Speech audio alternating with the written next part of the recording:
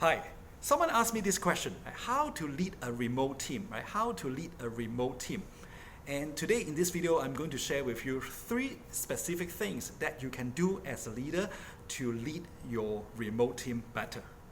Hi, my name is Dixon, and today in this video, what am I going to do is I'm going to share with you 3 specific ideas that you can implement so that you can lead your remote team more effectively. Right? A lot of people ask me, hey Dixon, what's the best way to lead a remote team? How to lead a remote team? So in this video, I'm going to break down the details, and I'm going to share with you 3 specific ideas. Okay, so what are the 3 specific ideas? Let me go through it one by one with you.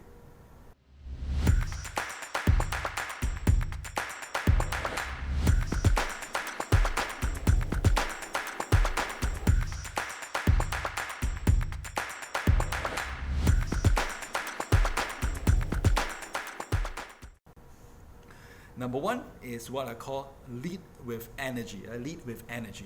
Why? Because when you lead a remote team versus a face-to-face team, when you lead a remote team, chances are you need to leverage on technology, you need to use video conferencing software, you need to use other telecommunication channels to lead your remote team.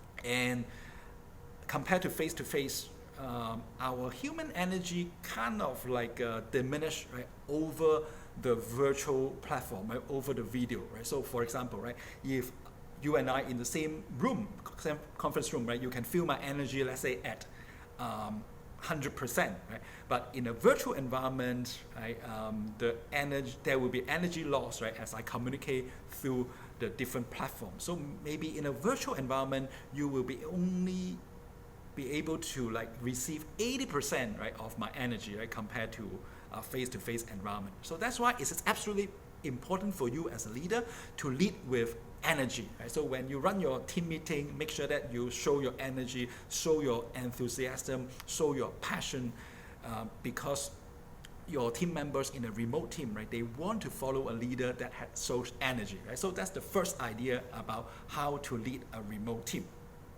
How about the second idea? The second idea is lead with specifics. Lead with specifics. So what does that mean? That means when you lead a remote team, you need to provide your task instruction with specific.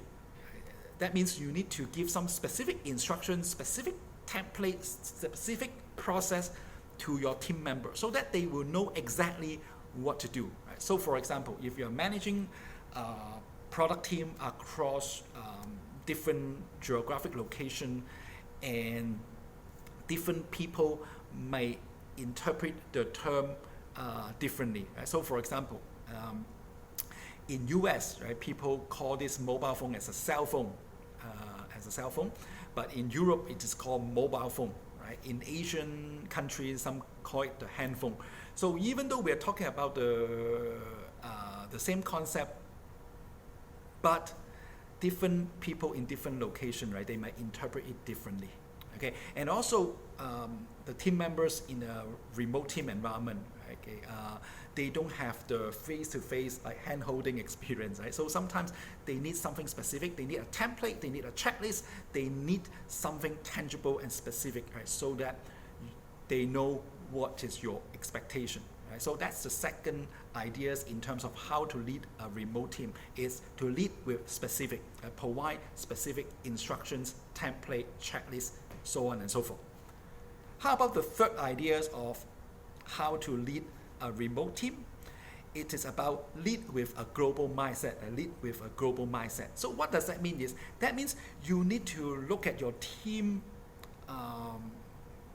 the team mix, and see what kind of time zone they are in, and see if you can streamline the process so that part of the task done in one time zone can be automatically passed on to the second time zone and to the third time zone, and so on and so forth. That means while you are away, you are sleeping, the other team member in another time zone can pick it up, right? So that by the time you wake up the next morning, the task will be done. Right? So this is about lead with a global mindset, leveraging on the global time zones. Now you may be wondering, hey Dixon, my team is all in the same time zone. So how will this be applicable to me? Well, if your team is in the same time zone, you can still use this concept, lead with a global mindset. So what does that mean is, that means you need to talk to your team members, understand what are their work preferences. So for example, even though you are in the same time zone, but maybe your team member A, he or she prefer to work in the morning.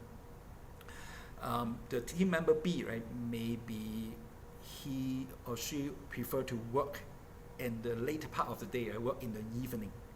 The third person, right, person C, right, maybe this person wake up very early, maybe 4 a.m. in the morning, because this person is a super early bird. Right? So you need to talk to your team member, understand what are their preferences in terms of working, and then you can leverage on this like time zone concept, right? Although you are in the same time zone, but different people might have different preferred productive working hour. So you can leverage on that and then assign the task accordingly, right? So that the team synergy can be maximized. Right? So once again, this is Dickson. Let me recap, right? What are the three things in terms of how to lead a remote team? Number one, lead with energy. Make sure that you show your energy, show your passion through these virtual channels. Number two, lead with specifics. Give your team members specific instruction, directions, templates, checklists. Number three, lead with a global mindset, leveraging on the different time zone. And if you are in the same time zone, you may want to understand your team members, their working hour preference or the most productive working hours, so that you can optimize the team workflow. Right? So once again, this is Dickson. I hope you got some ideas on how to lead a remote team. Embrace teamwork, embrace the virtual team. Cheers.